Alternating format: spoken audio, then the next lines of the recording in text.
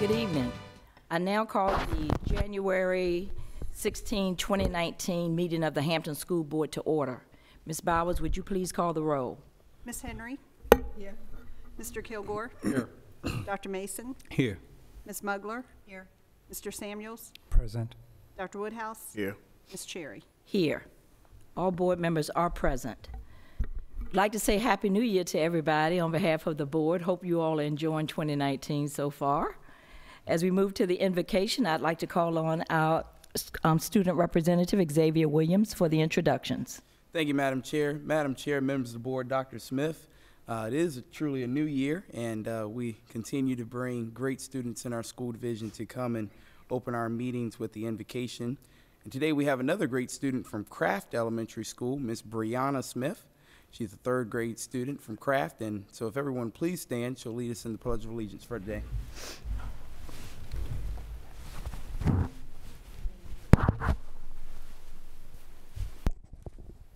I pledge allegiance to the flag of the United States of America and to the republic for which it stands, one nation, under God, indivisible, with liberty and justice for all.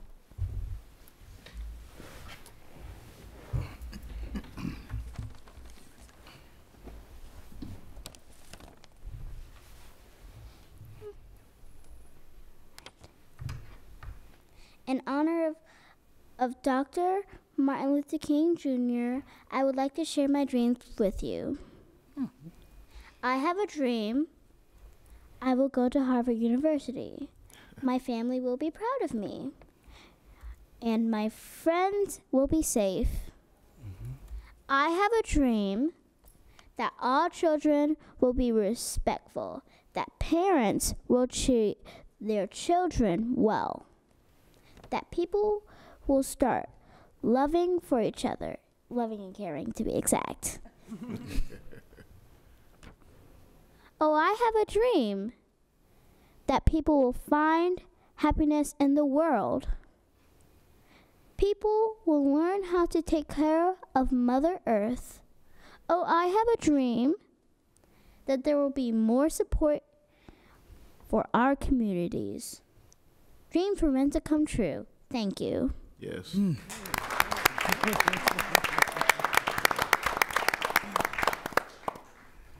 Thank you, Brianna. Come back to the podium for a minute really quickly. Just have a couple questions for you. I want to say thank you for that poem, and we'll get back to that next question that I have. But tell me, first of all, how school's going so far.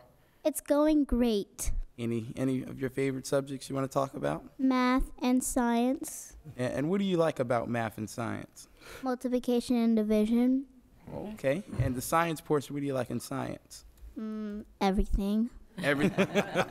I had a conversation with Brianna before our meeting started. It was a very good conversation. And she was telling me how, math and science go hand in hand. And I was telling her I'm not the strongest in math and science, but she is. And I like history and language arts. And she was telling me that when she grows up, she wants to be a scientist. Mm-hmm. And I told her that I wanted to be possibly president of the United States. She said, no, I do. And I said, I will surely make way for you. And so introduce some of the family and school family that you brought with you today. All right. This is my mom. Over there, that's my teacher and my principal. And then that's Ruby. Would you all please stand, be recognized? Please stand.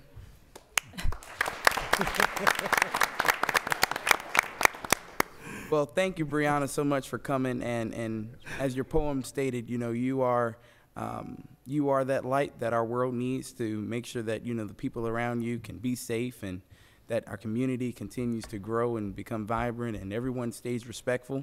And it seems that one of your dreams have already become true because I see the people behind you and they're all smiling and proud of you. And as a board, we're also proud of you for coming and spending some time with us on this Wednesday night. So thank you so much. Much success to you in your future, and continue to like math and science. Thank you. No, thank you. Any comments for Brianna by any board members? I do. Ms. Mugler? Brianna, you come back up, Pumpkin? Our notes say here, you're a third grade student?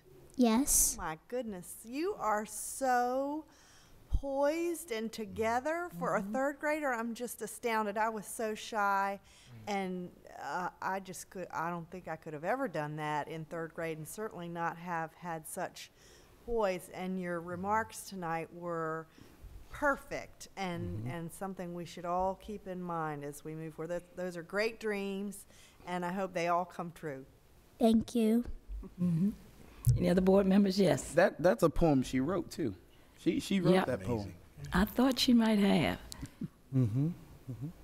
Great job, Brianna. And just like Ms. Mugler said, for you to be in the third grade and be so poised, I don't know if I could have been that poised in the fifth grade. But you are certainly a stellar student here in Hampton City Schools. And we thank your family and your school family for allowing you to be here and share with us tonight. Thank you. No, thank you.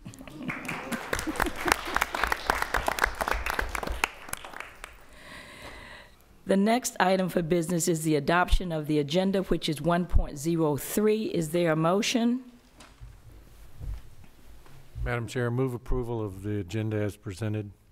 Second. It has been properly moved by Mr. Kilgore and second by Ms. Mugler that we adopt tonight's agenda. Is there any discussion by board members? Hearing none, Ms. Bowers, would you please call the vote? Ms. Henry? Aye. Mr. Kilgore? Aye. Dr. Mason? Aye. Ms. Mugler? Aye. Mr. Samuels? Aye. Dr. Woodhouse? Aye. Ms. Cherry? Aye. Motion carries. Next, we come to the recognitions portion of our school board meeting, and I'd like to turn everything over to Ms. Kelly Gorel, our Executive Director of Public Relations and Marketing for the school division, and she is going to be joined by school board member Dr. Richard Mason.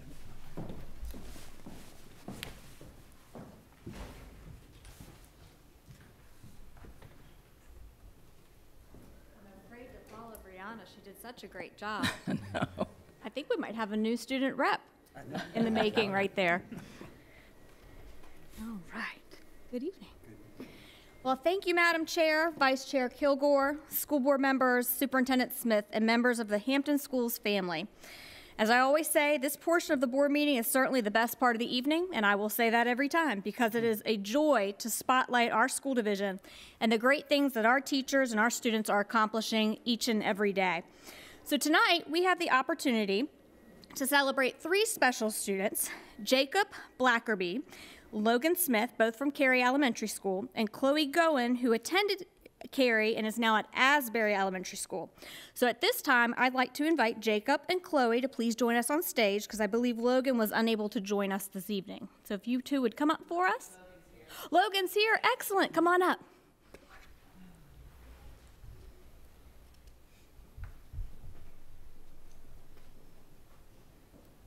I'm so glad you could make it. I'm going to have you guys stand right here so I can talk a little bit about you.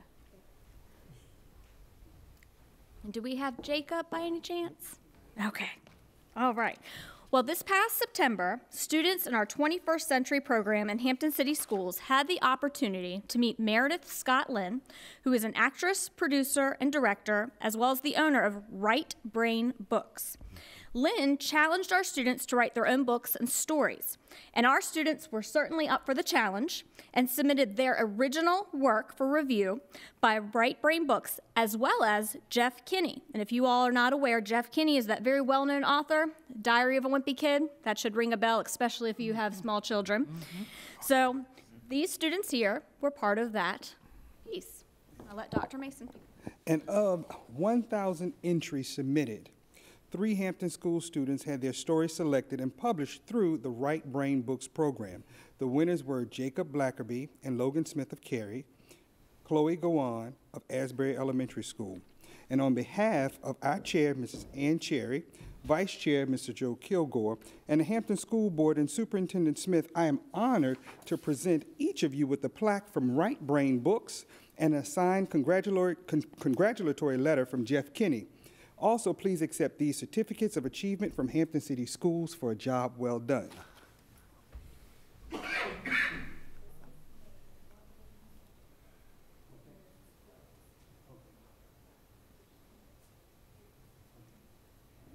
And the certificate reads, "Congratulations.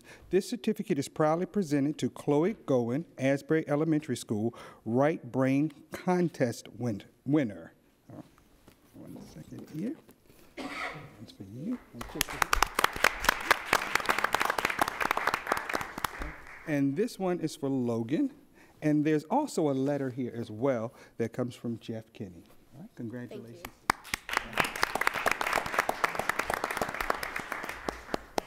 So that's very, very unique, as they'd received a plaque. You all can hold up your plaques from the Right Brain, as well as their signed letter from Jeff Kinney, who wrote Diary of the Wimpy Kid. So good job, guys. Very good.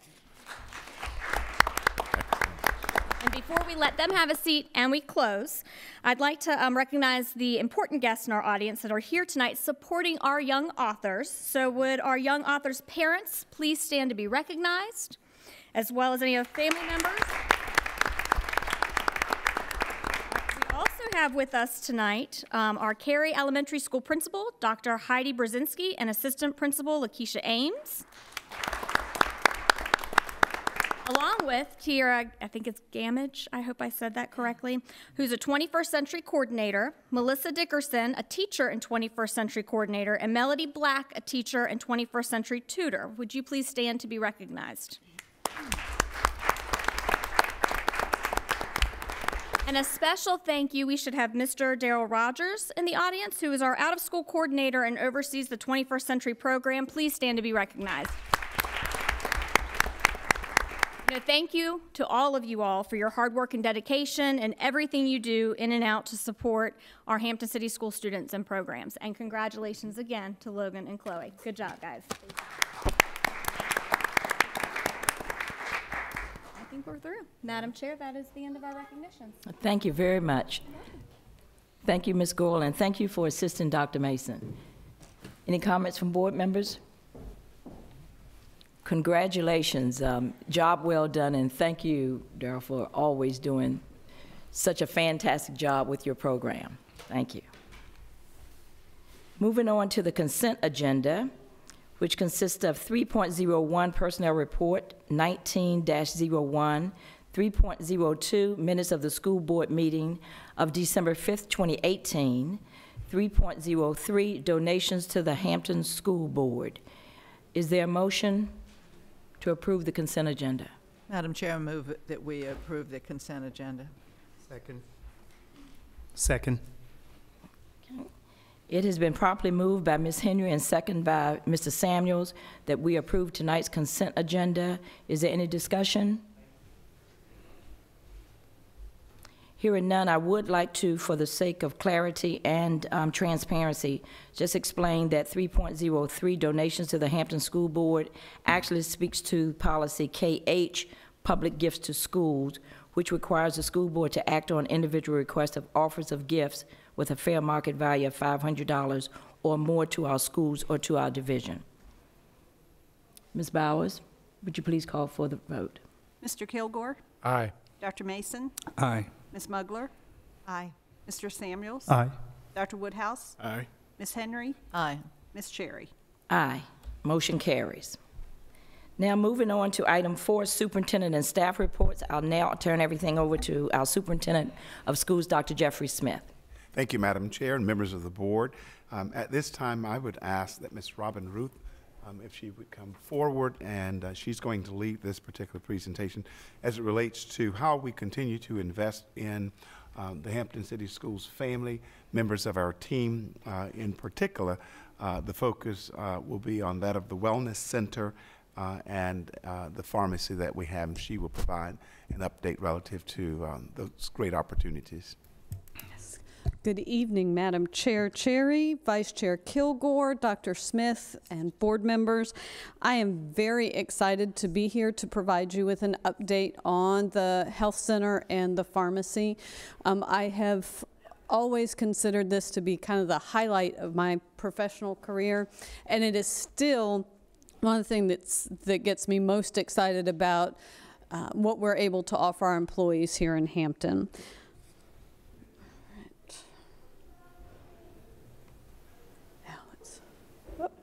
Well, Hang on, I thought I turned it on.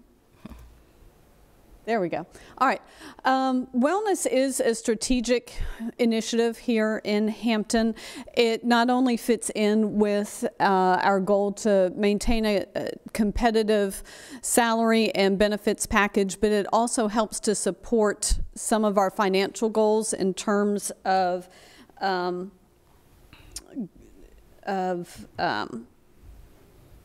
making sure that we are minding our fiscal resources.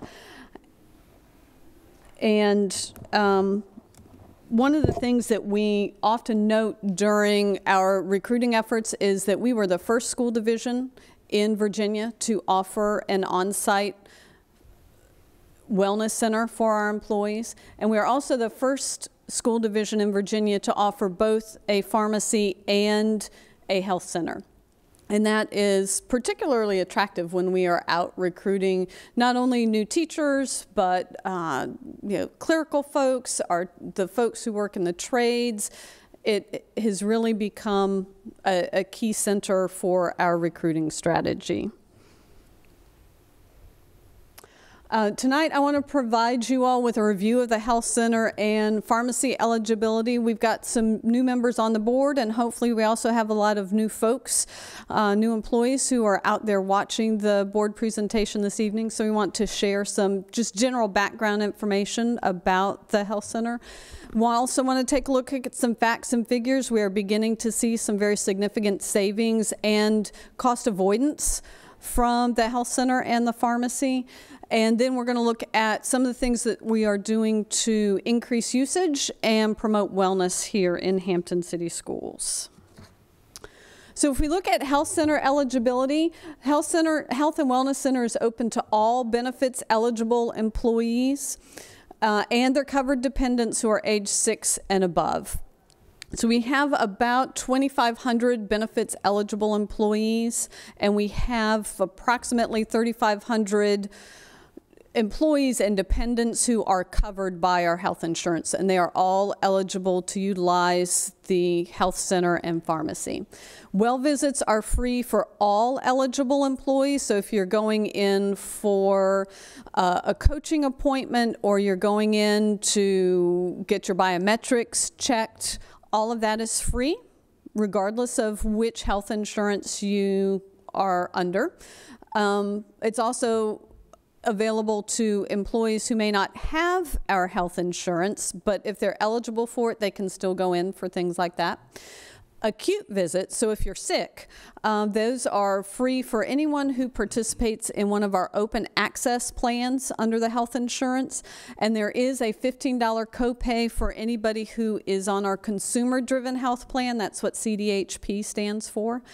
And also for eligible employees who are not covered by insurance. And believe it or not, we have a lot of military dependents who do not carry our health insurance because they're covered under their spouse. But anybody who's tried to make an appointment on a military in a military hospital, it sometimes takes a bit of time. So they will use the health center to go if, I've got a cold, I don't want to wait till next Wednesday for the next available appointment out at Langley. So it has been a great benefit even for those who don't participate in our health insurance.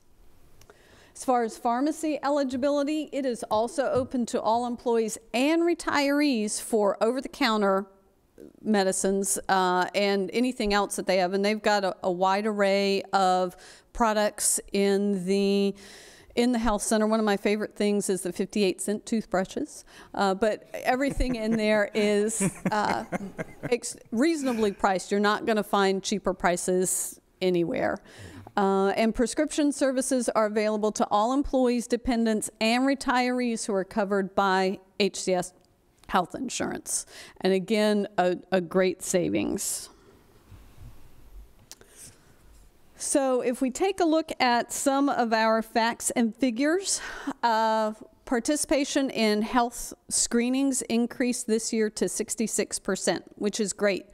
The health center and the pharmacy use that information to help increase the wellness of our employees. For instance, I'm going to be talking a little bit later in the presentation about a new diabetes prevention program that we're going to be starting later this school year. And the information for who might be a good candidate for that program is coming from the health screenings. It's not information that we, as Hampton City Schools, would ever see. That everything is kept strictly confidential, so nobody has to worry about anybody in human resources or any other department finding out about personal health issues. But our pharmacy and our wellness center do utilize that information to help improve the health of our employees. Engagement of so of the 66% of our employees who are participating in the health screens, of that 66%, there are 45% of the employees who were identified as having some sort of chronic or high-risk potential. For instance, if somebody is, based on their blood work, shows up as pre-diabetic, 45% or there's been an increase to 45% in terms of the people that are engaged in improving whatever those health risk numbers are. And 56% have made measurable progress. So we are definitely seeing that we have a healthier population because of the screenings and the health coaching that is going on at the Health and Wellness Center. And what the healthier employees translates into during the last 12 months, so basically during the calendar year of 2018, we've had a cost avoidance of $2.4 million to our health insurance claims. So $2.4 million worth of health care, whether that's in co-pays or actual full cost for doctor's visits, that because it did not go through our health insurance, we have avoided spending that much money. And since 2014, when the health center opened, we've had a total cost avoidance of $17 million, which is significant. We estimate that in 2018, and the full numbers had not come in for 2018 by the time I had to provide this information to Ms. Bowers, but we're tracking to have $112,000 that our employees have saved out of their pocket, which again is a significant amount of money over the course of the year that we've been able to help our employees save. And during the most recent client satisfaction survey, they received a 98% satisfaction rate at the health center. So the folks that are going are loving the services that are provided. As far as the pharmacy has been open since 2017, so not quite as long as the health center. And what we have seen so far for member savings, and this is through the third quarter of 2018, $96,000 that our employees have saved out of pocket. Plan savings have been $442,000, and again, that's money or costs that does not go through our Cigna health insurance, therefore helping us to contain costs as it relates to premiums. On average, members save 56.7% in co-pays when they utilize the pharmacy. And this last bullet in terms of net cost savings were 31%. Cost per day of therapy is basically how many number of pills somebody has to take per day for a prescription. So if I've got a prescription for, I don't know, an antibiotic, and I have to take 3 pills a day, we'll say that the cost at the pharmacy for those 3 pills a day is $1.98. If I were to use my Cigna insurance and go to Target or Walgreens or some other pharmacy, it would cost me $2.88 per day to take those 3 same pills. So it took me a long time to figure out and understand that math. That's pharmacy math. But bottom line is our employees are saving a good bit of money. We are up to filling on average 74 prescriptions per day, which is great because at one point in time we were filling about 20 a day. So the usage is continuing to increase. Last year they filled over 19,000 prescriptions. So again, they're staying busy. In December, 63% of the prescriptions were for new prescriptions. So that shows that we are continuing to grow the business at the pharmacy. And 82.6% of the prescriptions were generic, which means, again, that we're saving money for both Hampton City Schools and our employees. In terms of our wellness program, and this first screen takes a look at tactics we have used to improve wellness and increase usage at the health center over the last several years. We've had health challenges each year. One is Maintain, Don't Gain. We hold that in the fall during that, that Thanksgiving to Christmas time period when it's really easy to put on the pounds as you're enjoying all of the seasonal goodies. And we have been utilizing that program for the last several years, each year with an increase in participation.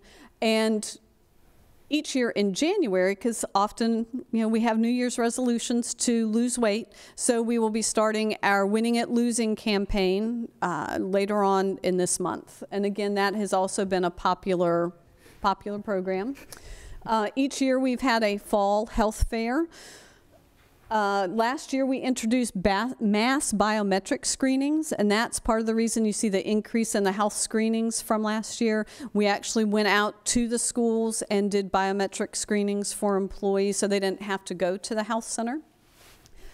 Each year, the health center and pharmacy have participated in our Run for the Stage 5K. That's the 5K that we hold to raise money for scholarships for community college students who are going to community college, and they have been big supporters of that. Last year we implemented TB testing, and that's for all of our applicants and new candidates. TB testing is required for all of our new employees, and so they can go to the health center and they will do that free of charge. And we will do it prior to when their health insurance starts. So we'll do it for all new hires, and we've just recently started doing it for dependents. Many times college students find that as they're going off to college for the first time, oh, I need a TB test. So we've also started to offer it for dependents as well.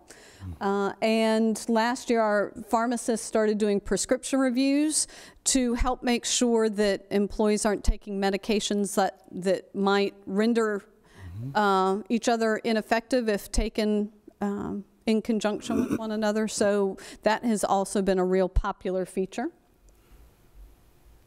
Some of the things that we have coming up for this year that will be new, again, I mentioned that we're going to be starting a diabetes prevention program.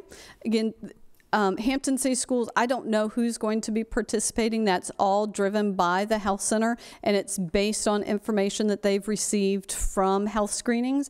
But it's a year-long program. We're really excited to get that started. We are also going to be introducing a spring health fair. This spring health fair is going to be a little bit different from our fall health fair. Our fall health fair typically happens on a work day, and it's really focused on adults and things that our employees are going to be interested in. This spring health fair is going to be very family oriented. It will be in April at Eaton Middle School, and it's going to be focused on the family. We're hoping for good weather so we can have it outside, but we also have indoor activities that are planned. So we will be giving you more information about that as we get closer. We are also going to be starting yoga classes at the Health and Wellness Center. That's something that employees have expressed an interest in, so we'll be starting those up soon. And this one is, I'm kind of excited about this one. We will be offering chair massages.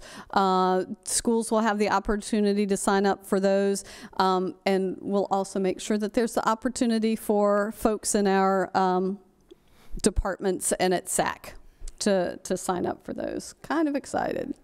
Well, stress it's important to focus on stress and mental health in addition to physical health. So that's what we're doing there. Some opportunities for continued growth. Last October of 2017, Cigna became our new health insurance provider.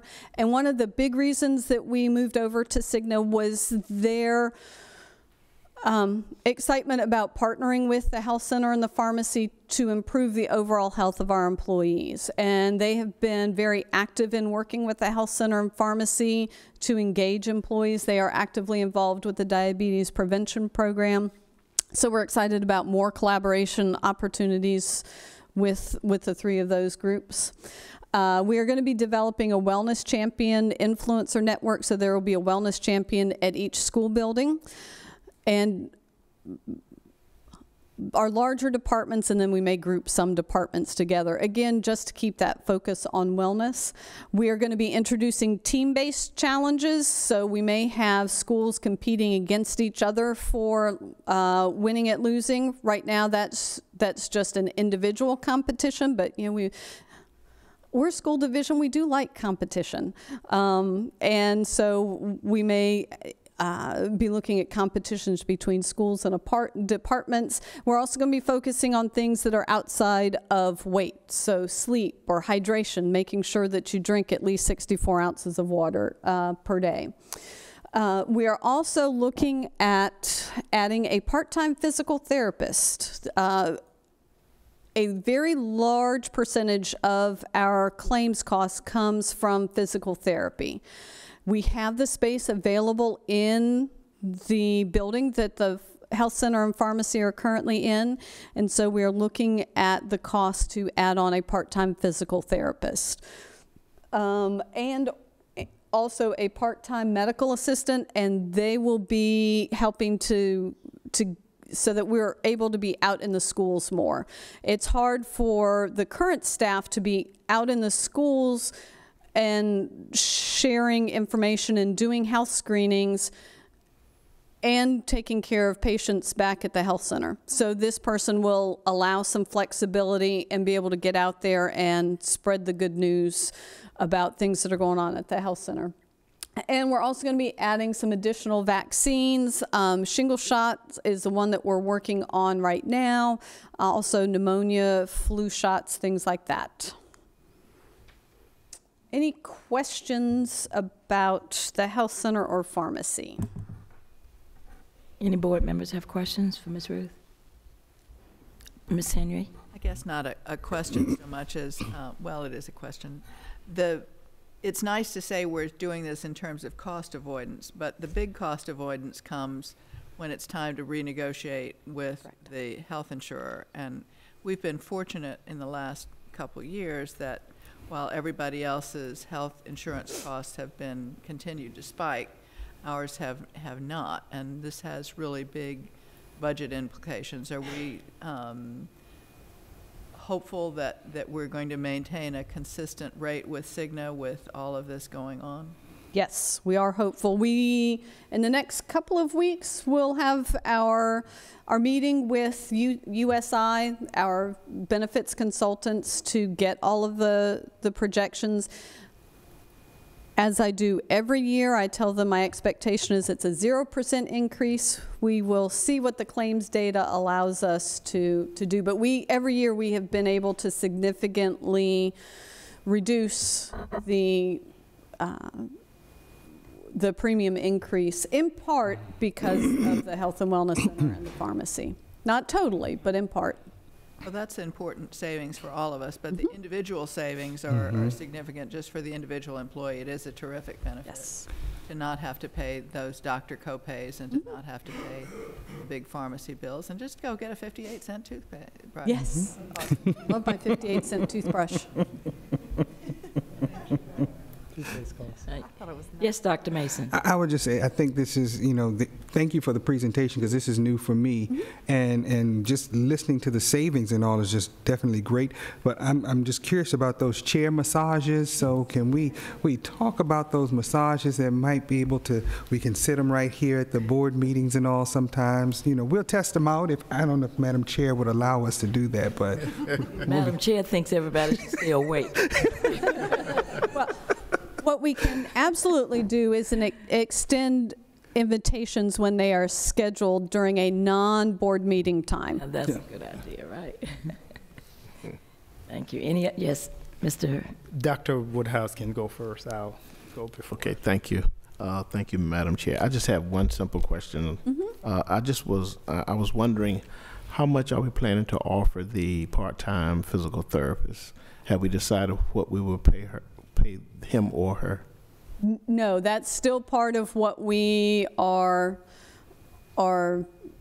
working on, and they will be an employee of Marathon Health. Okay. Marathon Health is the provider for the Health and Wellness Center. The part-time physical therapist will be an employee of Marathon Health. They will determine what the salary is. Okay, good. And I don't know what they're planning to pay. They certainly take a look at market data and what a physical therapist would earn in the Hampton Roads area versus a physical therapist in Texas. So that will be part of the final plan when they present it to us. Okay. Mr. Williams, I see you had a question. Go ahead, Mr. Williams. You sure? Okay. Ms. Robin, on slide 4, the first bullet stated that there's been an increase to 66%. Do you know what was the participation rate for last year? You mean what we're up from? Yeah, from last, yes. I do not, but I will get that number for you. And what does the 66% represents in number? I will get those numbers for you. Okay, perfect. Thank you. Dr. Mason, I believe you had a follow-up. Yeah, just a quick follow-up question. With the physical therapy and the company that we're using, is it possible, are they a part of the academy model in terms of introducing that as one of the service areas that, for our students to possibly learn from? And who better to work with in some cases are our teachers, some of the folks that these students see every day. Okay, we'll absolutely explore that opportunity. Okay. Great. Okay, Mr. Williams, finally. Dr. Mason, you took it from me. You took the question from me. That was actually what I was going to ask. And I was trying to look it up while I was here, and you were mentioning, I was looking at that Governor Health Sciences Academy at Bethel. And the only reason, and I guess I'll go along with what Dr. Mason was saying, I'm a student banker, actually, with the Hampton Roads Educators Credit Union, totally different subject.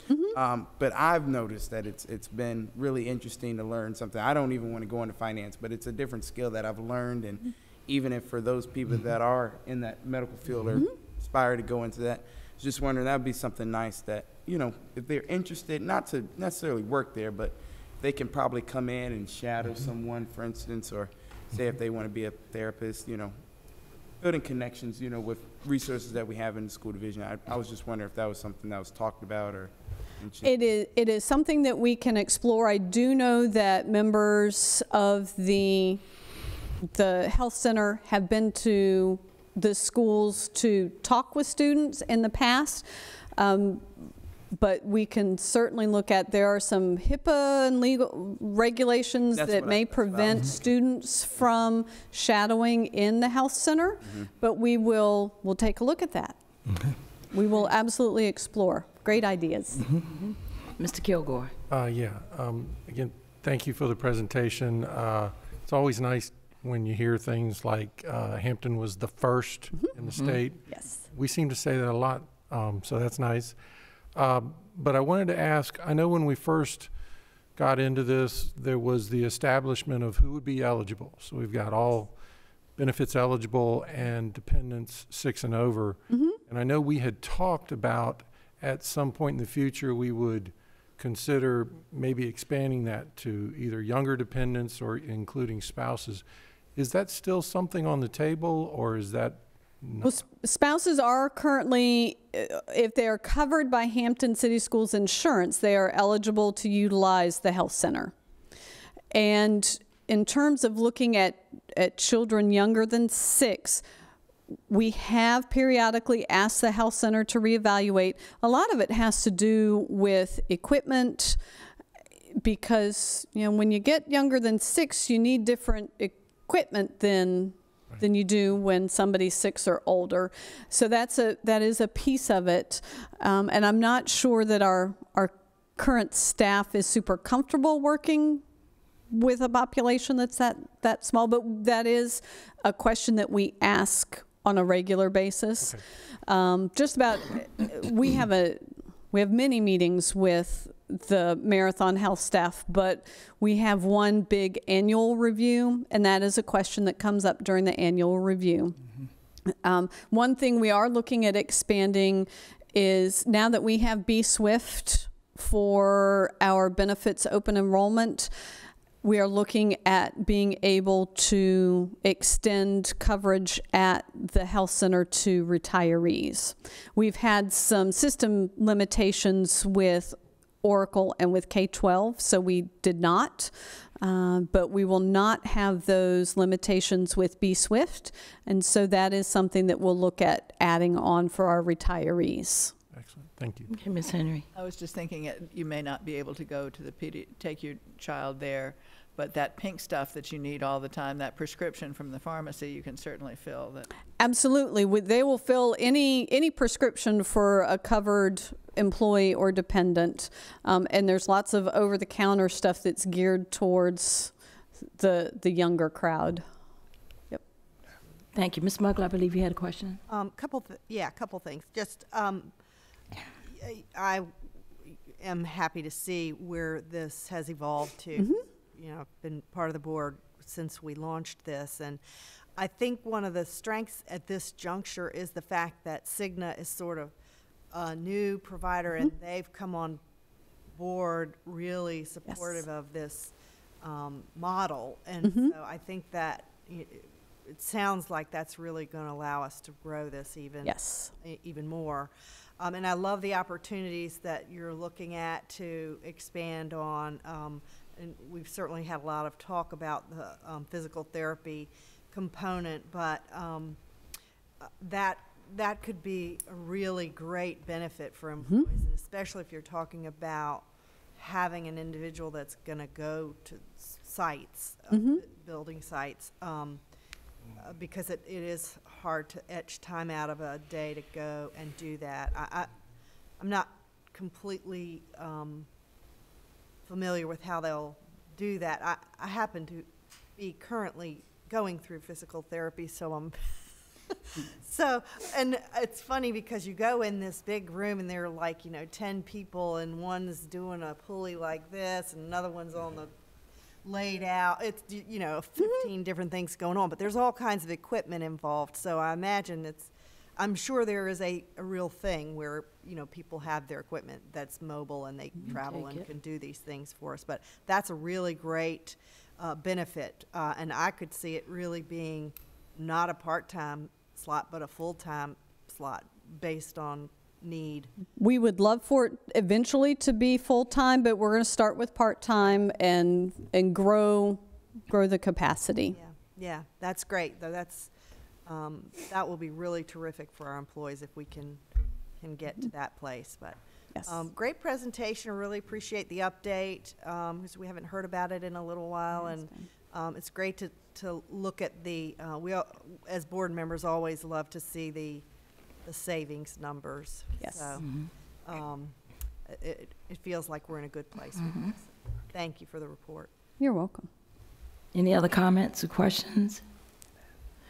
Again, thank you, Ms. Ruth. That was a great report. And as the board has said, anytime we can save our employees money, too, mm-hmm. that makes us ahead of the game when it comes to these compensation packages. Because as Mr. Kilgore said, when we're saying we're the first and we're the only, that speaks volumes when we're trying to recruit and retain. Yes, it does. Thank you. Thank you. Mm-hmm.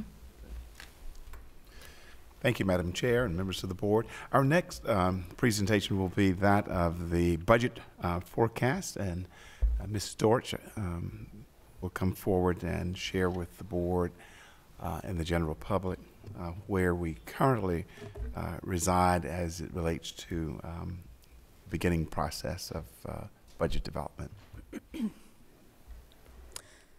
Good evening, Madam Chair Cherry, Vice Chair Kilgore, school board members, Dr. Smith, and the Hampton community. It is my pleasure to present the fiscal year 2020 budget forecast.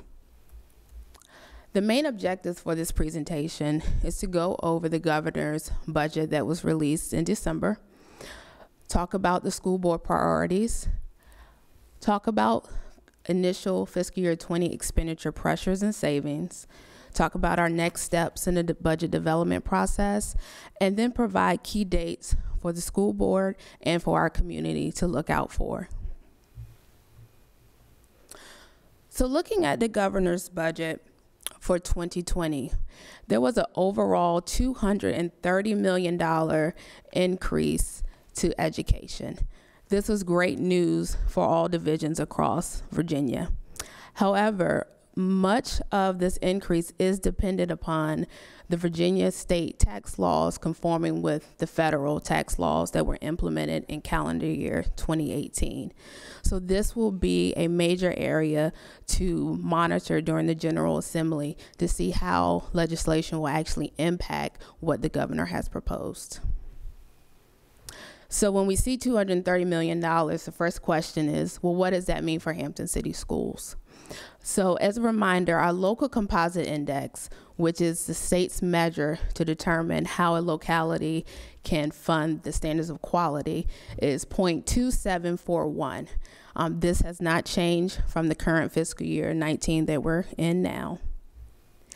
And then for our average daily membership, there's actually projection for our daily membership to decrease by 145 students when compared to the current budget figure of 18,600.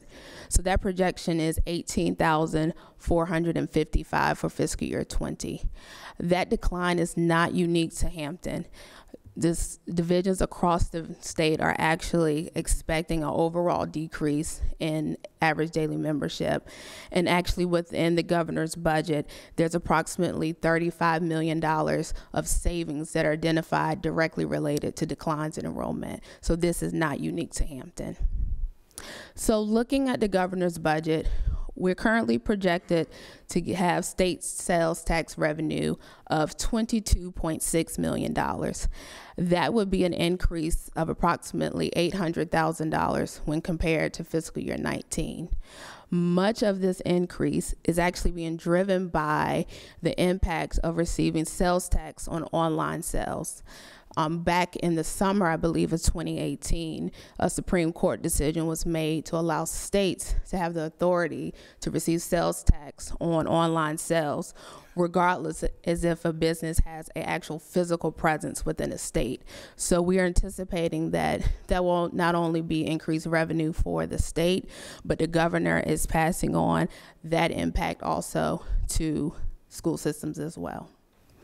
Then looking at projected state revenue, based on the governor's budget, it would be $107.6 million, and this would be an increase of $4.6 million when compared to fiscal year 19's budget. Now, looking at the increase in state revenue, I wanted to break it down further just to see what's driving that increase. So the biggest portion is related to the 5% compensation supplement that the governor announced. Hampton City Schools would receive state aid in an amount of $3.9 million. But it's important to remember that that compensation supplement is for SOQ funded instructional and support positions. So it doesn't actually cover all employees within a school division. Now, also, as part of the initial fiscal year 20 and actually the fiscal year 19 biennium budget, the General Assembly actually approved a 3% raise initially. So with the governor's 5%, he's adding an additional 2%. Now divisions do have the chance to say, well, you can count your pay increases that you may have put in place in fiscal year 19. So if we were to look at Hampton, we could say that, you know, of the 5%, we've done 2% in fiscal year 19. So in 20, we have an additional 3% to cover. However, you know, we at Hampton City Schools, we understand the importance of our teachers and staff, and we know that it's important to retain them, but also to stay competitive. And within a region like Hampton Roads and even the peninsula, you know, we are all competing for the same talent. So we want to make sure we stay competitive. So within the budget committee's team's proposal that we're working on, we are trying to work in a 5%. And later on in the presentation, I will share what the projected costs would be for the division. Other amounts within the state revenue increase are related to additional funds for the at-risk program, and this is mainly driven by the number of students who are participants in the free lunch program, and these funds are typically used for remediation, coaches, tutoring that we can provide our students, and that's approximately $600,000 increase. Within the governor's budget, there's an additional $400,000 for supplemental lottery funds. And the important note for this funding is this provides the most flexibility for school divisions to use for school divisions' needs. We are expecting reductions to other programs based on the governor's proposal. The net reduction is around $300,000, with the largest reduction in basic aid, which funds the standards of quality. But this is primarily driven because of the projected decline in ADM. The last major highlight from the governor's budget is related to school counselor staffing. So the governor is proposing to reduce the counselor to student ratios with a goal to get down to a 1 to 250 students. So starting with the fiscal year 20 budget, the governor is proposing to decrease elementary counselor to staffing ratios to 1 to 375. For middle, to decrease it to 1 to 325, and for high school, 1 to 300. Later on in the presentation, I will talk about what that impact would be for Hampton City Schools. So as part of the budget development process, we want to hear from the school board members and learn what the priorities are for the upcoming budget cycle. And based on the information and feedback provided, the school board has identified competitive compensation, teacher recruitment, Academies of Hampton, which would include exploration at the elementary and middle school levels, and facility upgrades and capital improvements as priorities that relate to the division's goals of maximizing every child's learning, attracting, developing, and retaining exceptional staff, and creating safe and nurturing schools. Additionally, school board members also identify priorities that relate to areas of ongoing operational focus to be school safety, increasing student achievement, and community relationships. So as we build the budget, we will be looking at all the expenditure pressures and savings that relate to school board priorities and also what the governor has proposed. But this is really just an initial outlook because essentially whatever is finalized by the General Assembly will be the dollars that we will have to work with within the school division. But I did want to provide just a snapshot of kind of where we are right now. So for the projected increase in state revenue and state sales tax, we've talked about those early in the presentation. But as it relates to federal funds and other funds, we are currently projecting an increase of about $38,000. For our local funds, that is to be determined. We will receive our, whatever the change is from our local funding formula from the city. So in total, right now, we're looking at an increase in revenue of around $5.4 million as it relates to Fund 50, the operating fund, based on information we have currently. Now, looking at expenditure pressures for the compensation supplement of 5%, that will cost the division around $6.9 million. And just for some perspective, every 1% compensation increase that we provide costs the division $1.3 to $1.4 million. Then looking at the governor's changes to the SOQ staffing for school counselors, currently we're projecting that we would need an additional 4 school counselors, and the costs, including salaries and both benefits, so that would include VRS, that will cost the division around $250,000. Now, we are still working on the expenditure pressures list. As Robin mentioned, we do have a meeting with USI, our benefits consultant, to talk about, changes in healthcare. But one item that we will not see on the pressures list will be changes in VRS rates, because those were established last fiscal year. So we won't see any increase there for fiscal year 20.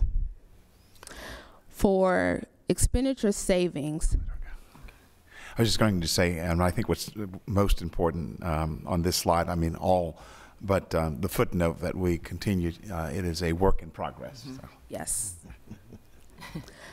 Then for expenditure savings, we currently are looking at additional attrition savings. So this will be payroll savings from vacancies and just normal turnover of $129,000.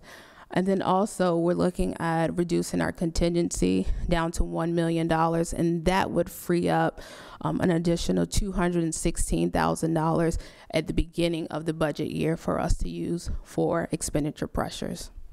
So in total, and I call this a beginning deficit because we are still working through our expenditure pressures and savings. So we are currently at around $1.4 million. So as part of our next steps, we will be working through continuing to quantify our pressures, identify savings, and to make sure that we're aligning the budget with the school board's priorities and the strategic plan so that we can have a balanced budget presented to the school board. Other next steps include conducting our school board 2x2 meetings, also our school board and city council buddy meetings. We will assess the impact of changes to the local contribution once received, and then we will monitor the General Assembly's actions to see how that impacts the school division.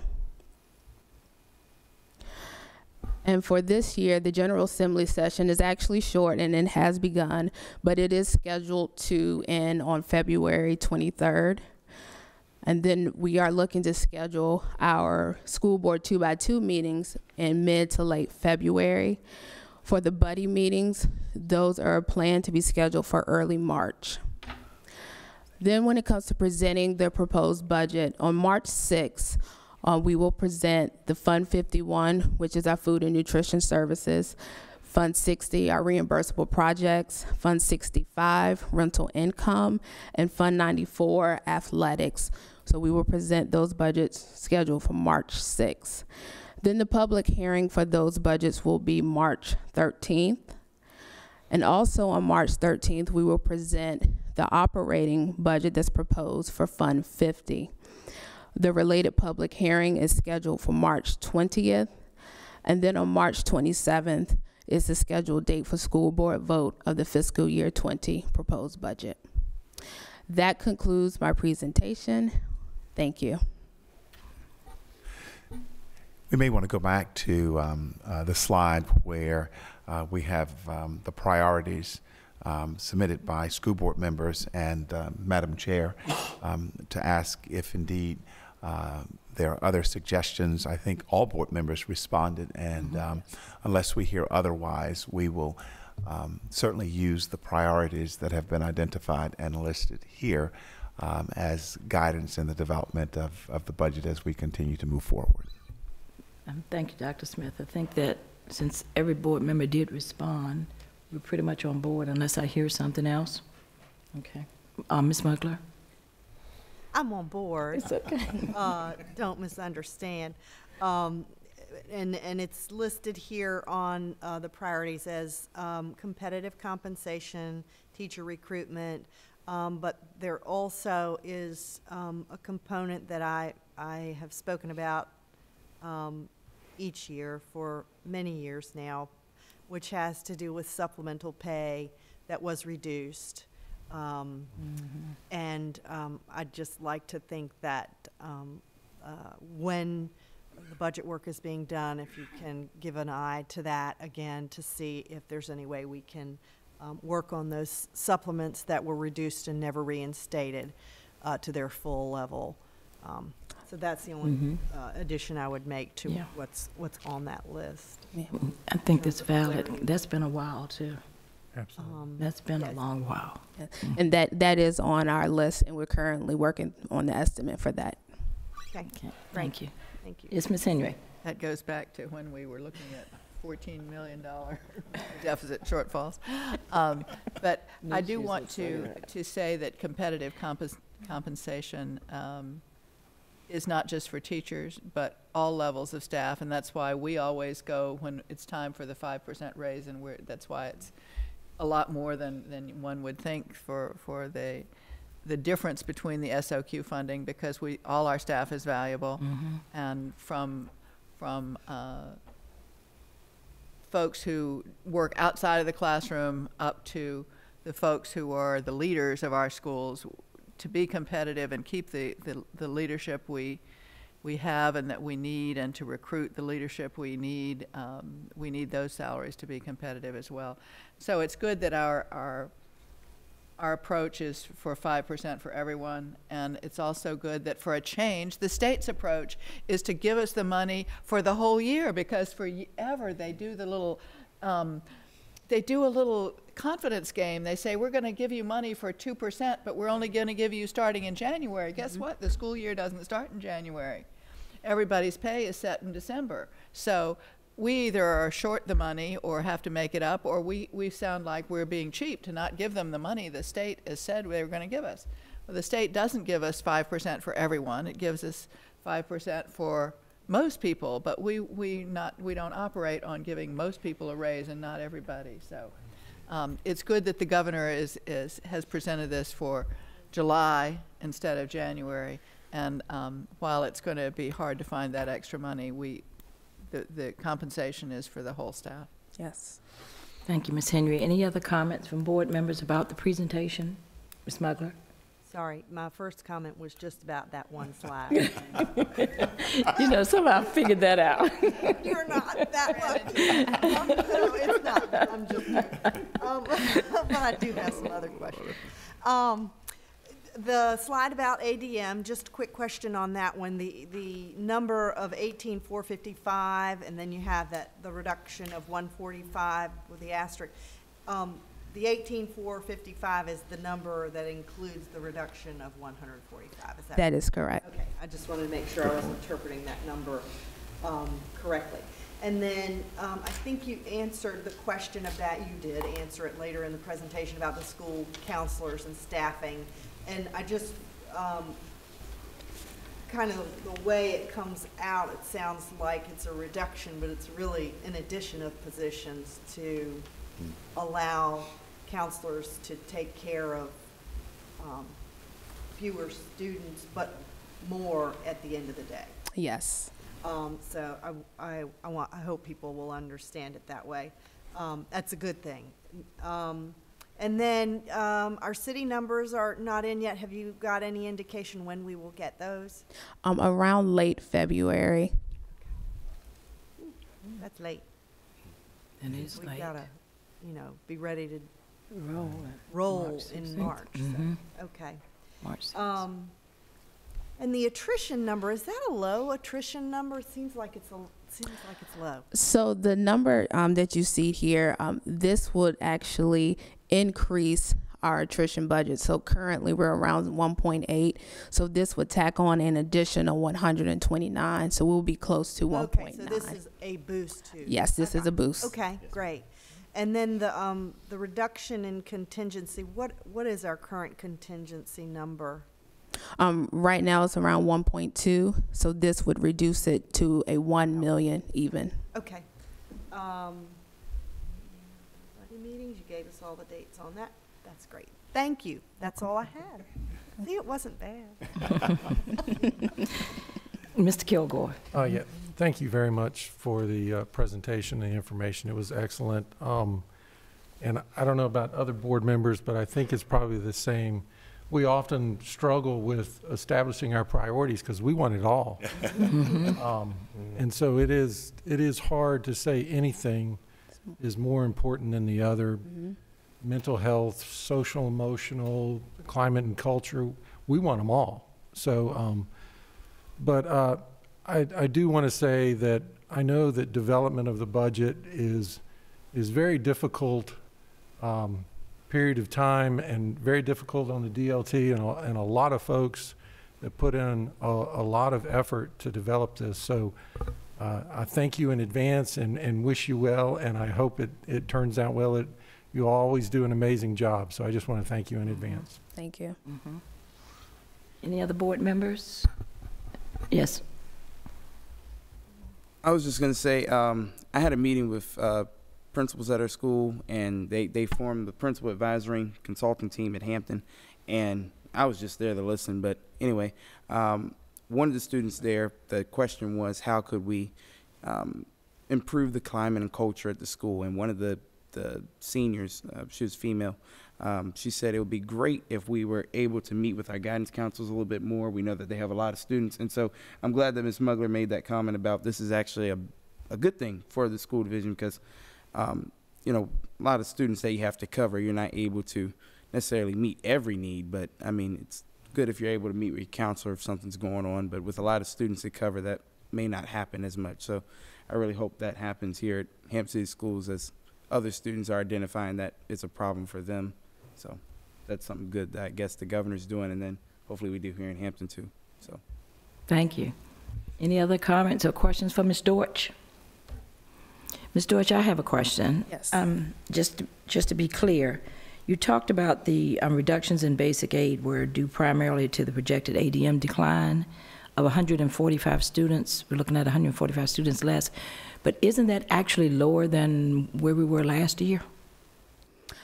For spring of 2018, yes. I don't have that figure, but but that's a good thing. Yes. Right, yes, exactly. Just wanted to make sure I pointed that out. Okay, thank you so much. As Mr. Kilgore said, the DLT has a big job ahead of itself, but they always come through, and we very much appreciate it. And I'm especially excited that you're on that team, Ms. Dortch. Thank you. Because up to what I've seen thus far, we got a winner, Dr. Smith. Thank you. Thank you. Ms. Cherry, Yes, just to Ms. Mugler. on your last comment about the ADM, I'm glad that you pointed out the fact that that is not unique to Hampton. Sometimes Right. people see that in our presentations and they're like, so what's wrong? Why are, what's happening there? So it's I always try to make sure people understand that's not just unique to us in Hampton, that is a trend. So thank you for pointing that out. You're welcome. Thank you. Okay. Madam Chair and members of the board, if we're in order, we'll move to the next item, and I think Ms. Dortch, you Yes. have the financial report as well. Yes. Thank you. So provided within the board packet was the November 2018 monthly budget report. And for the end of November, our revenues totaled $64 million. And this was a 9.3% decrease is when you compared it to November of the previous fiscal year.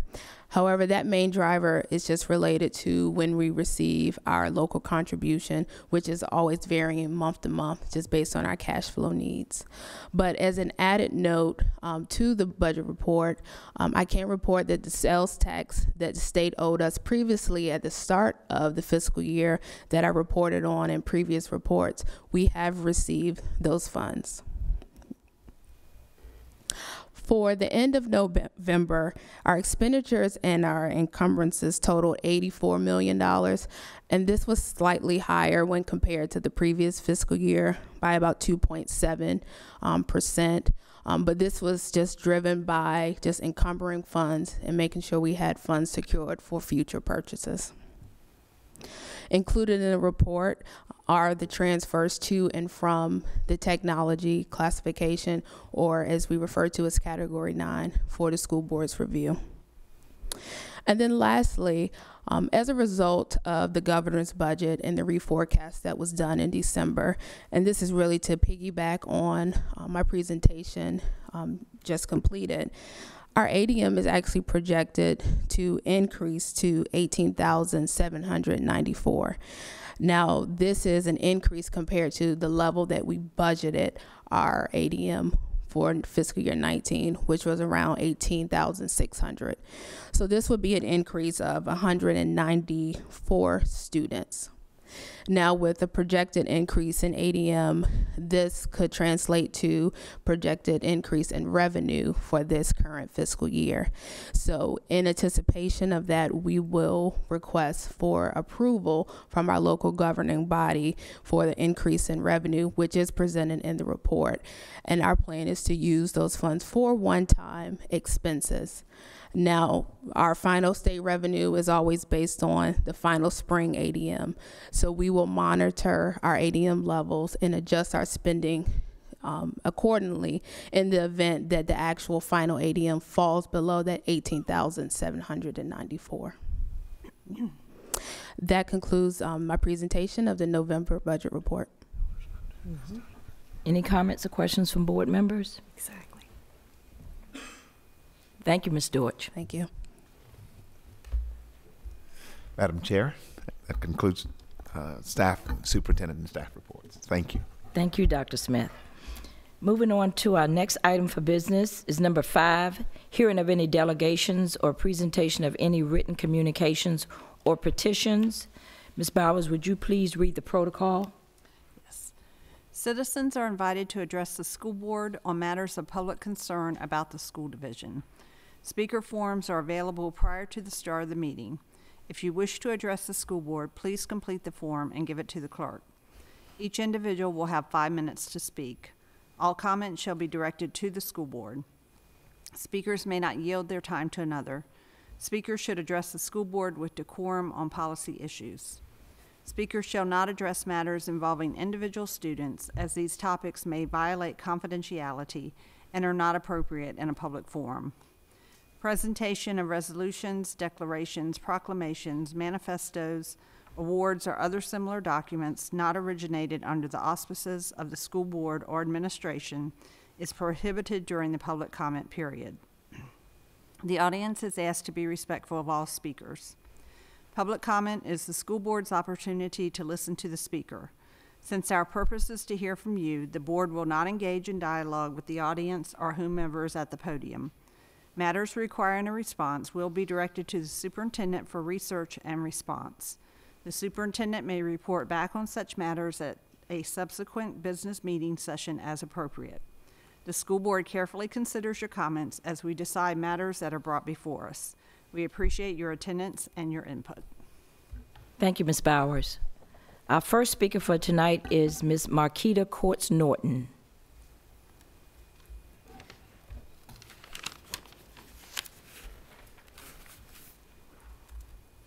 Good evening, Madam Chair and the board. I actually feel a little relieved, you know, after listening to the predisposition for what, because after following up Brianna and then our presentation here tonight, I said, uh-oh, I need a PowerPoint.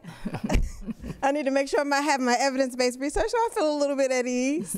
But thank you for having me. I do want to introduce myself. My name is Marquita Courts-Norton.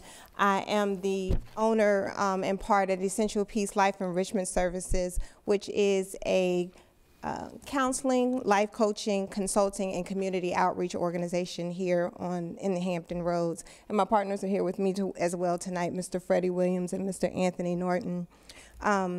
But in addition to that, I am also a mother of 5. My oldest is 28, and my youngest is 9. And they have all gone through Hampton City Schools. So I have 2 children that attended Kickintan, and we've attended Tyler. I mean, you name it. I have a child who went to Spratley at Mary Peak when it was in existence. And I also went to Tyler, went to Sims, graduated from Kickintan, and had an opportunity to go into Virginia Tech and be a Hokie. So I wanted to offer that just to say that I have a wide range of a perspective. And what I want to just speak with you all about briefly tonight is just some concerns and wanting to gather some feedback and questions. And hopefully the sheet summary of points have come around, because just in case we're not able to cover everything tonight, that will be a form of reference. But with regards to mental health, what I wanted to ask specifically about or talk about is the mental health services that are being provided by the Community Service Board.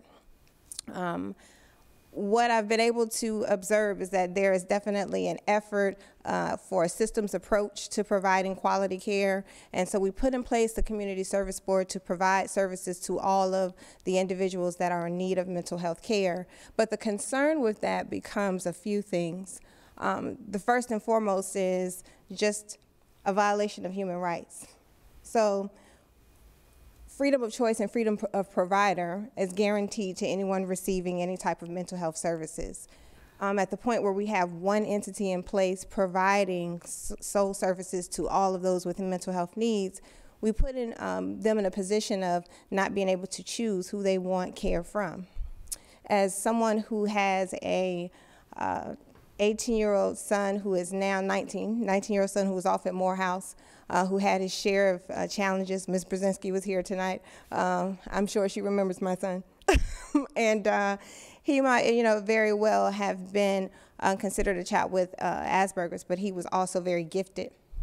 But what I was able to do as a parent was make a choice about how he could receive care and make sure that what was in place for him provided the individual support that he needed. And so that is a part of my concern with having one agency in place. I think a systems approach is great to trying to provide care, but if there is a glitch in that system, then it makes that system carry forward to all of those receiving that care, if that makes sense. The other thing that you'll note there, when you have one provider providing all the care, it provides opportunity for too much autonomy. One of the things that we all, I'm sure, value is choice. I don't know how many of you all up there are McDonald's or Burger King's fan, but if there were no more McDonald's and the only place you could go to get the burger that you wanted was Burger King, I think we'd all have a challenge with that. We like to have choice, but more important, it is necessary to have choice for individual needs to be met when you're talking about mental health care. And then, to be sincere, even though I'm a mental health provider, I would never want to be responsible for providing care for all of students. So if we had one high school providing all of the education to all of the high school students here, I think that that would overload any one high school. But by having 4 high schools to provide educational care, what it does is allow for there to be concentrated efforts to provide quality care without overwhelming one principal, one school system, one educational facility, if that makes sense. What I also mentioned there is just, I have questions, and so admittingly there may be things that have been done to address this that I don't have answers to, and so there's a list of questions there that at some point in time, if we could get some feedback, that would be great. I'm noting the time here, so I want to be respectful. It is now at 0 seconds. But I do thank you for taking an opportunity to listen. If you turn over in the back, you'll note that there are also solutions there or suggestions, because I didn't just come with concerns. I did come with some proposed things. I'm a proponent of integrative care, and so I would love to see us follow an integrative care model for approaching the mental health needs. And so with that being said, I'll get out of the way. But thank you for your time. The next speaker is Bianco Sampson.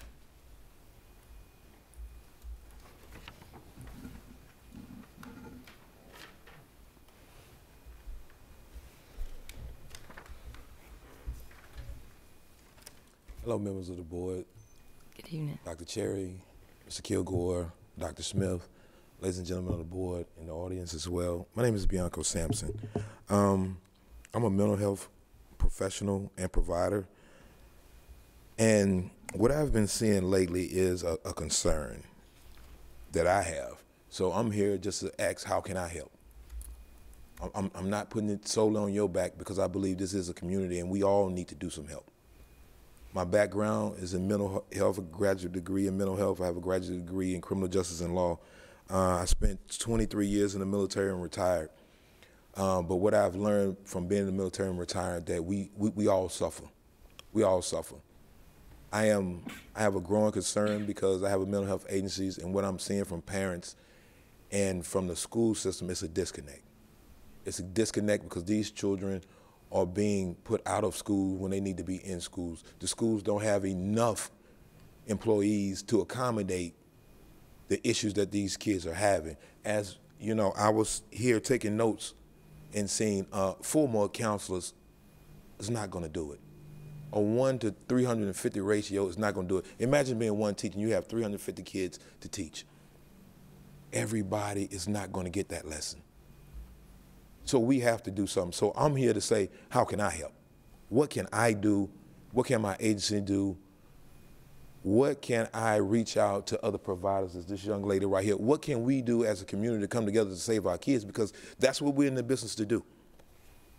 We're here to do that. I hear from school workers, I hear from parents, I hear from the kids that I do. My teacher don't understand me.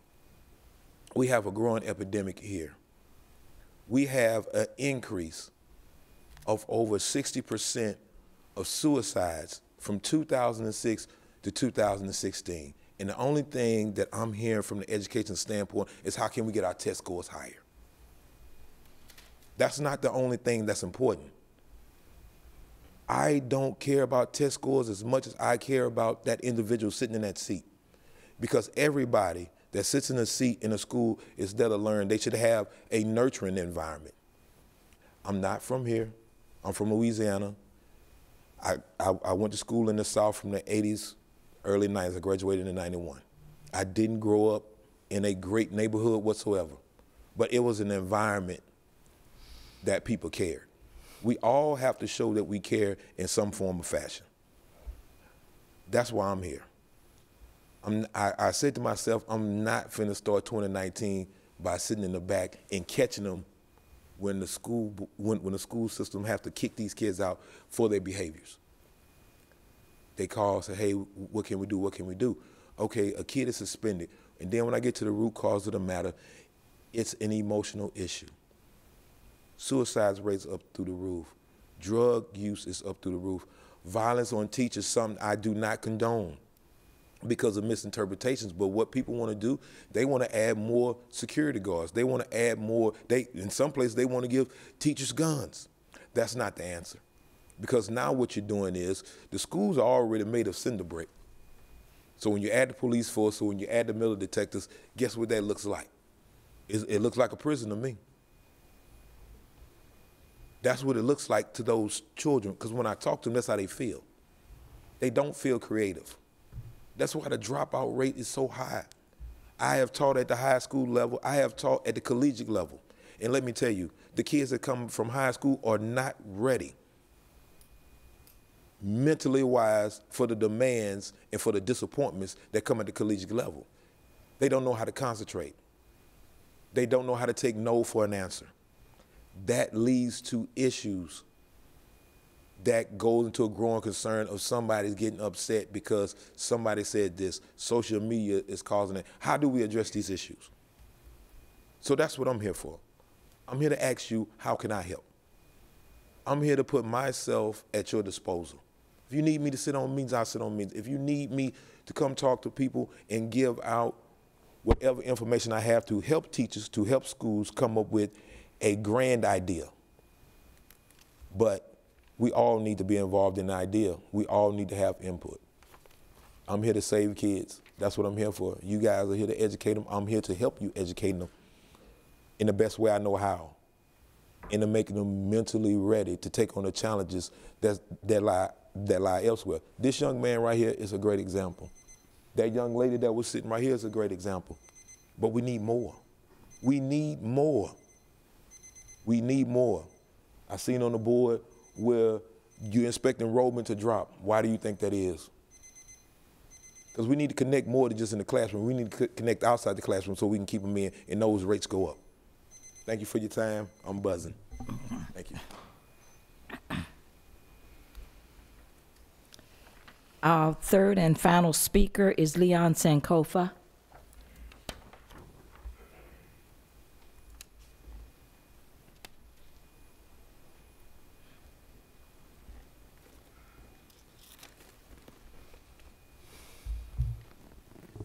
Good evening. It's good to see a great-looking group of people that I know have a lot of great civility.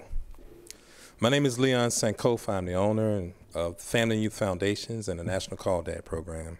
We do a lot of work in this community. We redistribute yearly at least about $400,000 back into the state of Virginia. There's a stranglehold on small providers like me to really do what we need to do within this city. Now, I take special pride in this city because, like speakers before me, I was born and raised, not born here, but born in Newport News, but I attended elementary, middle, and high school here. I actually worked in the school system as a school social worker for 12 years, took great pride. I planned to do 2 years, but I did not want to leave some of the situations I saw, so I stayed 12. Took a smaller salary simply because I didn't want to get used to whatever I was getting paid, and that's well documented here. But the problem I have is with just the same thing as your other speakers are talking about is dealing with a single provider. And I really think this conversation I'm trying to have with you, I should be having with City Council, not just the school board, because it's much bigger than that. When we're dealing with a single provider, you're cutting the throats of other providers, and not only in such a way that what they've done, your single provider that you have in your school division has decided that their employees should not work for anyone else. And what that has done was that strangleholded employment right here within the city, our own city and our communities. So that's when you have an oligarchy leadership, and then you have it's supposed to be a democratic leadership and but you're ruling folks with in an oligarchic way. And all I'm suggesting is, you give us a chance. You allow your schools to have the level of creativities that you have, because I can tell you that you're not getting that with your current provider. There's so many programs that are happening right within your communities that you should consider embracing, because education just doesn't start here within your schools. It really happens in your community. It really happens in your communities. And when it's happening well in your communities, it happens well in your schools. But when you stranglehold someone like me, who's been embraced in other localities, and there are a lot of other effective things that are going on, that shouldn't be so, especially for someone who's born, bred, played here, paid taxes here, own land here. My story is quite simple. Just allow other providers, we're not talking remove what you have. We're saying just give line item, allow other providers an opportunity to come in to do the great work that we desire to do. That's my appeal. Just give us the opportunity to do the great work that we desire to do. That brother was passionate, and the young lady there. We're all saying the same thing. Just give us the opportunity to come into our schools that we love and care about, where we raise our kids to, and do the things that we wish to do to support the production of our kids. Thank you. Ms. Bowers, I received no other requests of you. No, ma'am. Okay, that concludes the hearing of any delegations or petition portion of our school board meeting. Now, as I move to item 6, the next item of business, deliberation. There's several, but the first 4 belong to Ms. Deutsch. You might want to start coming forth, Ms. Deutsch, in case there's some questions from the board. They involve 6.01, revision of school board policy DA, management of funds. 6.02, revision of school board policy DJ, purchasing.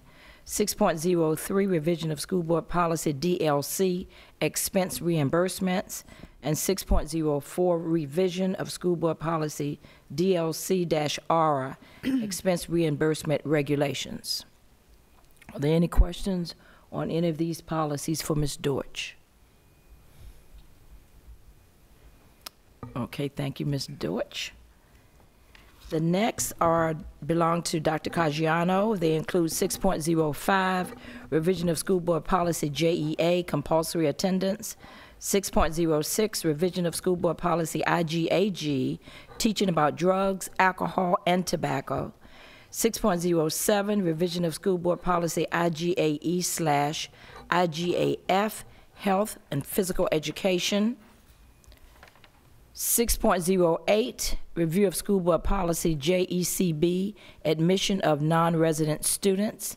6.09, review of school board policy JEC, school admissions. 6.10, revision of school board policy JEB, kindergarten entrance age requirement. 6.11, revision of school board policy IC, school year/school day. And 6.12, revision of school board policy LB, education agency relations. Do any members of the board have questions for Dr. Caggiano on any of these policies? Dr. Kilgore, I saw your finger. I know he's. Madam Chair, I was going to ask for wanted to share a couple of pieces of information. Please do. In reference since our last time together before the board. In reference to policy JECB, I know Mr. Kilgore had a conversation recently with Dr. Smith in reference to the possibility of including part-time employees, particularly as we speak to tuition being waived for non-resident students whose parent guardian is a full-time employee of Hampton City Schools. So based on the fact that this policy is up for renewal and based on the date, we recommend moving forward, and wanted to let you know that the Policy Review Committee would then come back in February and bring that idea up for the committee to discuss, but we thought that was a great suggestion. And also, I know there were a couple of questions, one last time from Ms. Henry, and Mrs. Thompson is here from Health and PE. She'd be happy to entertain that, and unless there are questions, I believe they had the opportunity. She's indicated she's okay. There you go. And I know Mrs. Mugler had a question as well since the last meeting, and she was able, I know, to speak with Ms. Thompson today, and I believe that concern was also addressed. Great. Suggestion. Anybody? Okay, thank you, Dr. Caggiano. Thanks for keeping us informed. All right, thank you all very much. Item 6.13, review of school board policy GBBD, social media use. That would be Ms. Ruth.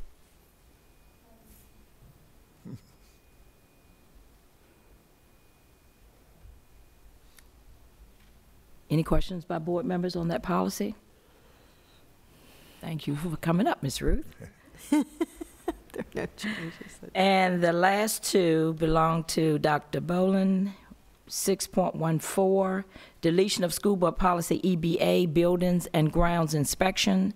And 6.15, revision of school board policy EC, building and grounds management and maintenance. New title is building and grounds management and maintenance. That is I think correct. there were some. I would like to bring to the board's attention that in policy EBA, we have had some additional edits to the policy that are reflected in the version that you have tonight, and they're based on the recommendations of Ms. Mugler there. Also, in policy EC, we have some additional language changes that took place, and those are on the recommendation of Mr. Kilgore. Okay. Any questions or concerns? Thank you, and thank you for taking care of that, because I know there was a lot of conversation about that. Yes, thank you. Thank you. Okay, now as we move to item 7, items for action. They include 7.01, review of school board policy CBG-R, evaluation of superintendent-evaluation system. 7.02, review of school board policy CF, school building administration. 7.03, review of school board policy GB, general human resources policies. 7.04, review of school board policy GCPA, reduction in workforce. 7.05, revision of school board policy GCPA-R, reduction in workforce guidelines. 7.06, review of school board policy GCPF, suspension of employees. 7.07, revision of school board policy KH, public gifts to schools. And 7.08, review of school board policy KND, bond or insurance for safekeeping of government property. It's been indicated that these are all 5-year reviews. Is the pleasure of the board to take these as a block, or is there a motion? Madam Chair, I move we accept them as a block and approve 7.01 through 7.08. Second.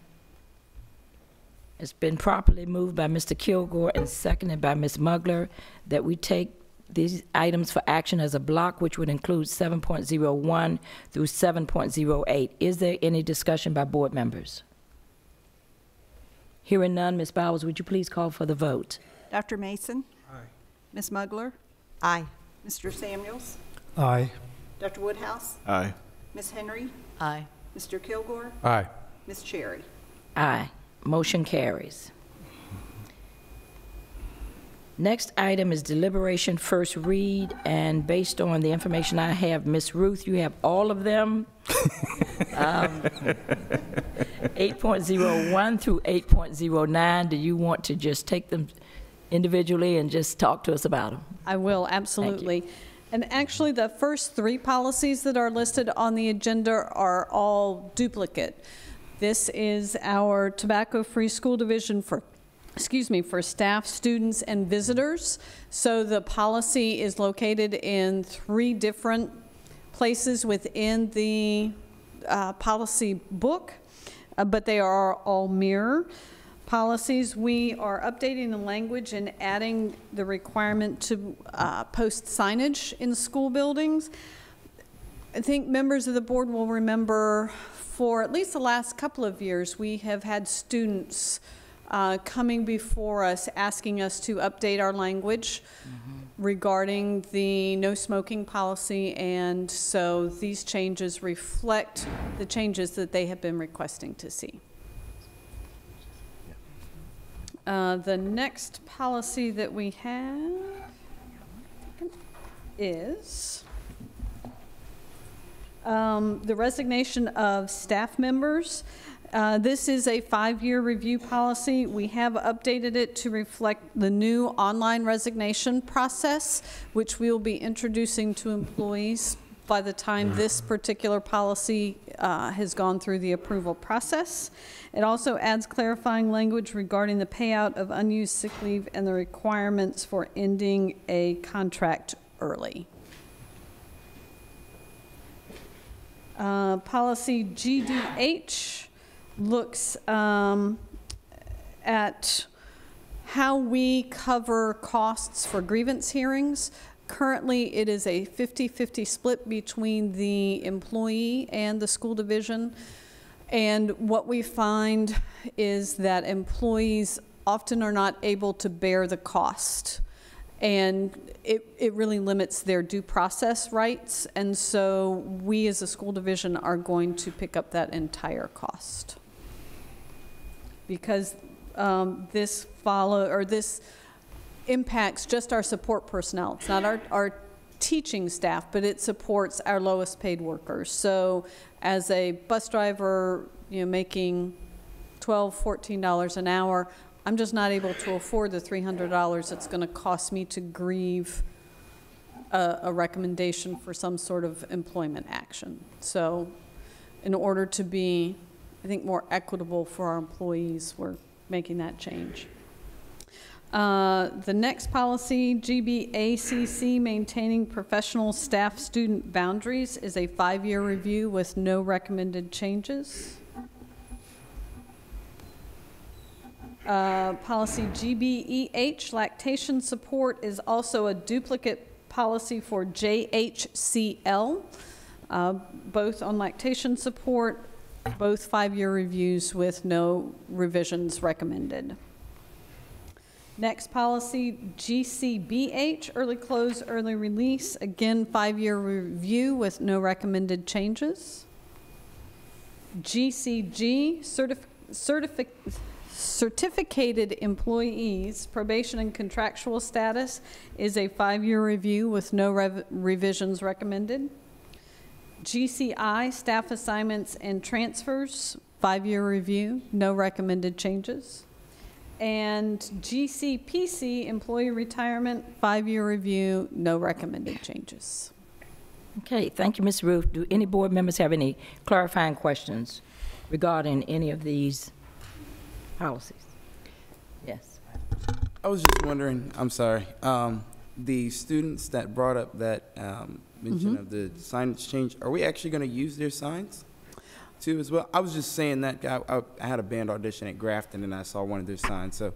In all likelihood, yes, because they are willing to give them to us for free, and free always fits in our budget, so we certainly are, that is going to be one of the options that we take a look at, is using their signage. But we also have a phenomenal graphics department, and so we may come up with our own even better signage. Yeah.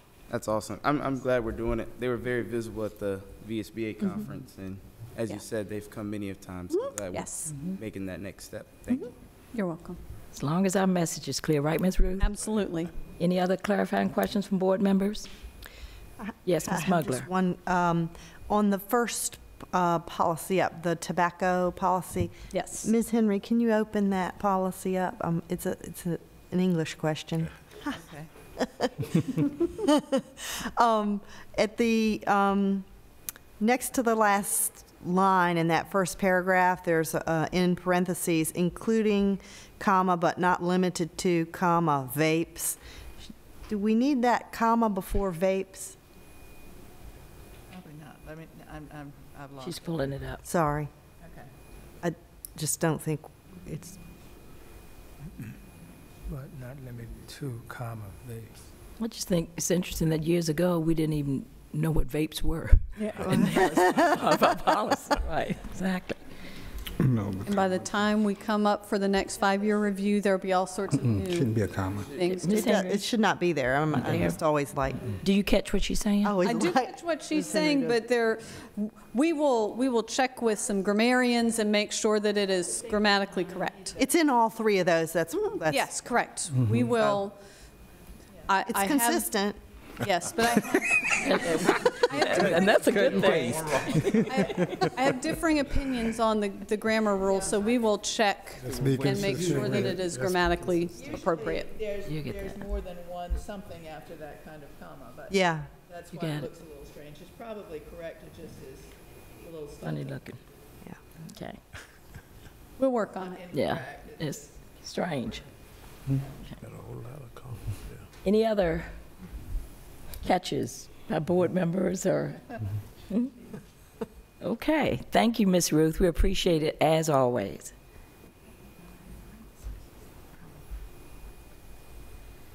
Our next item for business is number 9, information. The next meeting of the Hampton School Board will take place at the Rupert Sargent Building, 1 Franklin Street, on January 30th at 6:30 p.m. Dr. Smith, do you have any information items you'd like to share? Madam Chair, no additional business from the superintendent. Okay, I know the superintendent is being honored quite a bit in the next few coming months. He doesn't want to tell, but I'm going to tell. And we're just proud that we've got a superintendent who is being honored by so many other community organizations for the work you're doing in Hampton City Schools. We appreciate that. Any information by board members? Yes, Ms. Henry. I just wanted to thank Dr. Smith for representing Hampton City Schools a week or more ago at the funeral of Clayton Washington, who spent over 30 years as a wonderful member of Hampton City Schools. He was a teacher, a coach, an assistant principal. He was principal of Lindsay Middle School, among others, and then spent 15 years as principal of Phoebus High School, where he was dearly loved. And we really appreciated Dr. Smith participating and his remarks at his funeral. Thank you so much. Thank you. Yes, Mr. Williams. I wanted to bring to the attention of the board, for those that may know or some of those that do not know, we had a death in the city. The owner of Plaza Roller Rink, better known as Big Nick, passed away. And the only reason why I bring this up is that when I started working with Ms. Krista Campbell and members of PEG TV with school notes, the very first report that I did for the school division was about Plaza Roller Rink. And even prior to this, Big Nick was the one that taught me how to skate when I was 8 years old. That's where I had my birthday party. And he had a very influential role in the school division and also in the community, as in the report that I did on August 29th of 2013, he would give students in the community, based on their report card, free passes to come to the roller rink. And I think one time I had 16 of them because I had too many A's. And so you would get 3 passes if you had an A, and 2 passes if you had a B, 1 pass if you had a C. And so even in light of his passing, it's just great to know that even he was a good man that gave back to the school division to give them free admission for good work. So I hope we can honor his efforts to make sure that, our students always did the right thing in the community and in school. Also, Madam Chair, you recognize Dr. Smith, and I want to talk about him as well. He came to Hampton High School today and talked to some of the young gentlemen that two sponsors have a program over there. Our graduation specialist, Mr. Brown, and then also the Vice Mayor of the city comes over. Vice Mayor Gray comes over to mentor some of the gentlemen. And Dr. Smith really hit on some good quotes about making sure that, you prepare yourself for the future. And he also was there to speak with the former judge, Wilford Taylor, and also the national chaplain, Pastor McCoy. And so he also gave the gentlemen these nice little pop sockets. So you put them on your phone, and really cool. I didn't know we had these, but I have one straight from the hand of Dr. Smith. So I feel, really important now. But they're really cool. And so thank you, Dr. Smith, for, as the chairwoman said, being engaged with the community and also taking time outside of the office to make your presence known in the school system. So thank you. Yes, thank you. Any other comments? We know, Dr. Smith, you are a man who likes to share. So we appreciate that. You telling us about that, Xavier, because he's not ever shared. He wouldn't have told anybody. So I know. And I didn't know we had these, honestly. So I know. Got to make sure I go. He gave me one for Jeremy, so I'll make sure he gets that. I went in his office once and I saw an HCS hat, a cap, and it was the cutest thing. And I said, I like that. He said, you can have it. Actually, I halfway had it in my purse when he said that, but he's a man who loves to share. Any other business to come before the board? Hearing none, we stand adjourned.